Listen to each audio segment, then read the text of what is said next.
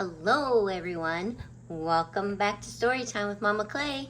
Today we are continuing on with Junie B. Jones and a Little Monkey Business. Chapter 4. Chapter 4. Hoppy and Russell. My room at kindergarten is named Room 9. I have two bestest friends in that place. One of them has the name of Lucille. Lucille sits right exactly next to me. She has a red chair and also little red fingernails, which are very glossy. My other best friend is named Grace. Me and that Grace sit together on the school bus. Except for not today we didn't, because today Grandpa Miller drove me.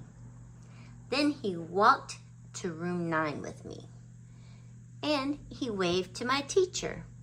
Her name is Miss. She has another name too, but I just like Miss, and that's all. When I first walked into my room, Lucille was looking at that Grace brand new shoes.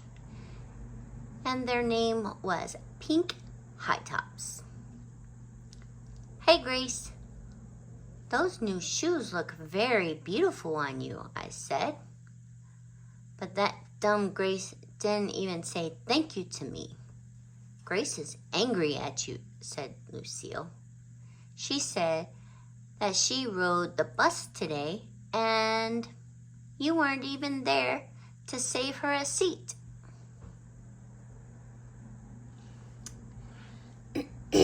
And she had to sit next to an icky kid.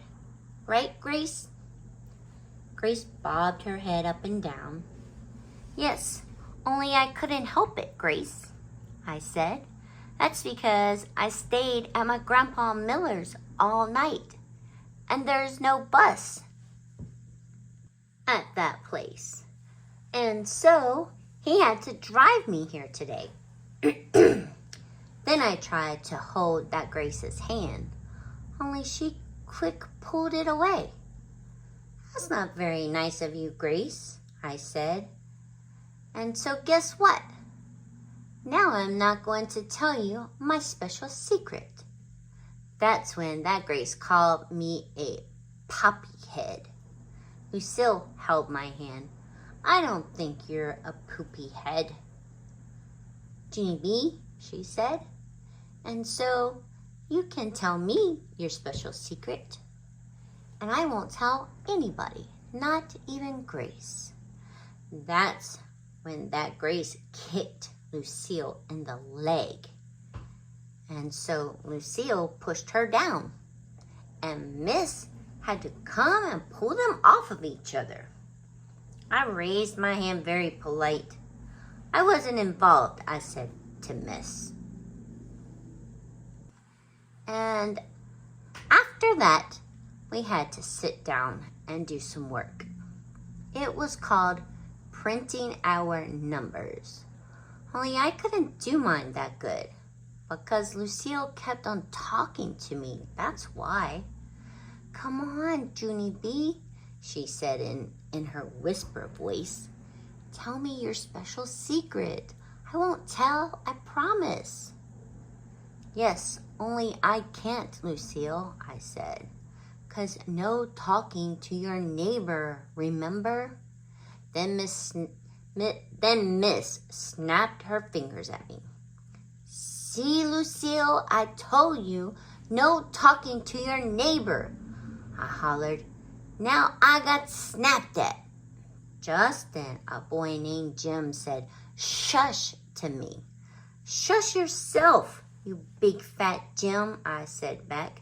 After that, Miss stood next to me till I finished my work. Then I got all done and she collected it. That made me happy inside because guess what comes after work? Something very fun, that's what. And its name is show and tell. Miss stood next to her desk.